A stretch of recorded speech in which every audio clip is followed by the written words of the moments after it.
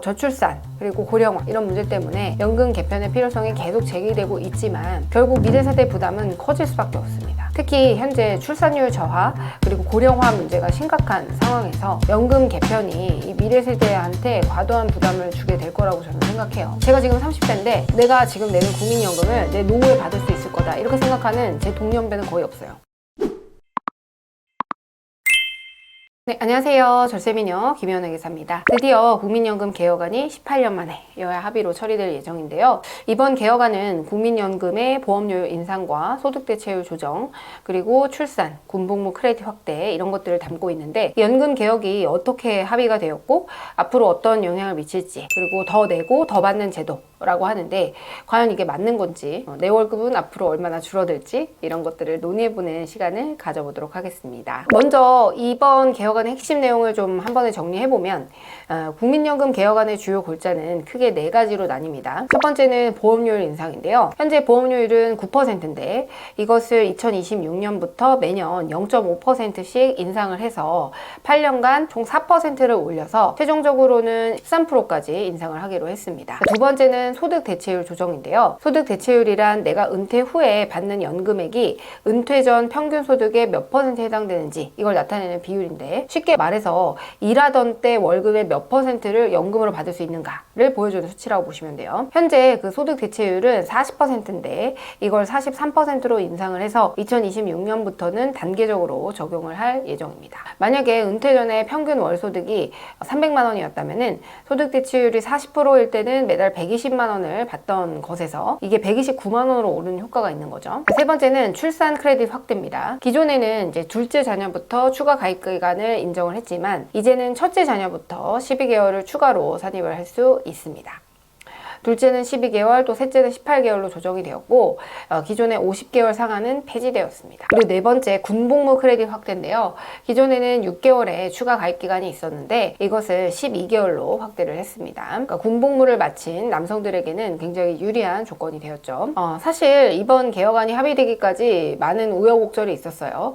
여당과 야당 모두 국민연금 개혁의 필요성에는 공감을 했지만 연금특위 구성안과 합의 처리 문구 이런 것들을 두고 의견 충돌이 있었는데요. 박주민 국회 보건복지위원장하고 복지위 여야 간사들이 30여 분간 긴급회동을 통해서 극적으로 합의를 이끌어냈고요. 여당은 그 출산 군복무 크레딧 확대 요구를 받아들이기로 했고 야당은 또 이제 연금개혁 특위 구성안에 여야 합의 처리 이런 문구를 넣기로 했죠. 그래서 이렇게 양측이 서로 양보하면서 결국에는 이 18년 만에 개혁안이 본회의에서 처리될 수 있는 그런 길이 열린 것이죠. 이번 개혁안이 현실화되면 국민연금 수급자와 납부자 모두에게 어떤 영향을 미칠까요? 첫 번째는 보험료 부담이 증가됩니다. 그러니까 보험료율이 9%에서 13%로 인상이 되면서 결국에는 소득 대비해서 보험료 부담이 증가할 수밖에 없어요. 특히 이 자영업자분들 그리고 또 저소득층 또 그리고 근로자 모두 부담이 될 수 있죠. 지금 현재 기준으로 월급이 300만 원인 직장인 기준으로 4대 보험료가 약 57만 원입니다. 20% 정도라고 볼 수 있는데 절반은 사업주가 부담하고 나머지는 근로자가 부담하죠. 근데 이 비율이 더 높아진다는 거예요. 그러면 300만 원의 4%면은 12만 원인데 결국 이거는 현재 20, 30대 부담으로 은퇴한 세대를 책임지는 것이나 진배 없겠죠. 저출산 그리고 고령화 이런 문제 때문에 연금 개편의 필요성이 계속 제기되고 있지만 결국 미래세대 부담은 커질 수밖에 없습니다. 특히 현재 출산율 저하 그리고 고령화 문제가 심각한 상황에서 연금 개편이 이 미래세대한테 과도한 부담을 주게 될 거라고 저는 생각해요. 2023년 4분기 기준으로 한국의 합계 출산율이 0.65명이었어요.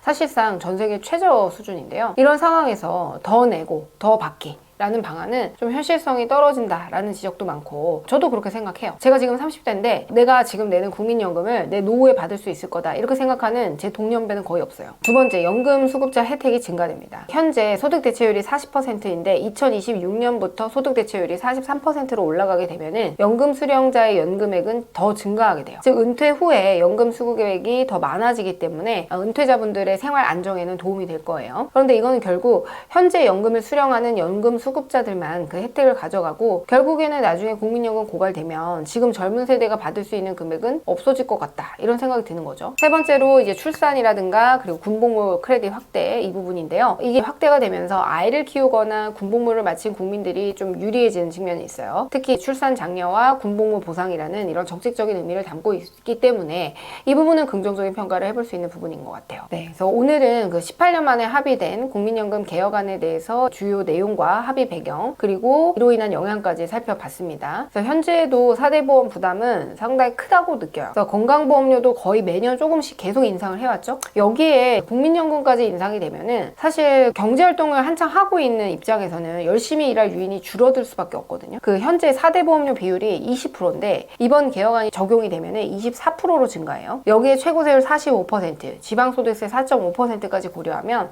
최대 부담이 74%에 달합니다. 열심히 돈을 벌어서 나라에 74%를 내고 25% 정도가 남는 거예요. 단순히 비율만 따진 거지만, 물론 이렇게 되진 않지만 열심히 일할 유인이 없다고 느껴지는 건 사실입니다. 그러니까 내가 낸 만큼 돌려받는다, 이런 문제가 될 게 없는데 현재 상황에서는 이제 그게 불확실한 거죠. 그래서 저는 이제 개인적으로는 이 국민연금의 일부는 개인연금으로 좀 전환을 해서 내가 낸 거는 나중에 내가 확실히 돌려받을 수 있는 그런 시스템을 고민해 볼 필요가 있다라고 생각을 하고요. 기대 수익률이나 수익 구조가 불투명한 상태에서 단순히 이 보험료를 올린다고 해결되는 문제가 아닌 것 같아요. 아니라고 생각을 하기 때문에 많은 분들이 좀 고민을 하시는 것 같습니다. 그래서 미래 세대에 대한 고민이 그렇게 많이 들어있지 않은 합의인 것 같아요. 그래서 현실을 보면 결국 정치인들은 그 고령화 사회의 표심을 의식해서 이 노령층 중심으로 정책을 밀어붙일 수밖에 없는 거죠. 그래서 안타까운 마음이 들고, 이런 그 정치적인 고려나 표심에 휘둘리는 정책이 아니라 좀 장기적으로 실효성 있는 대책이 마련되어야 하는데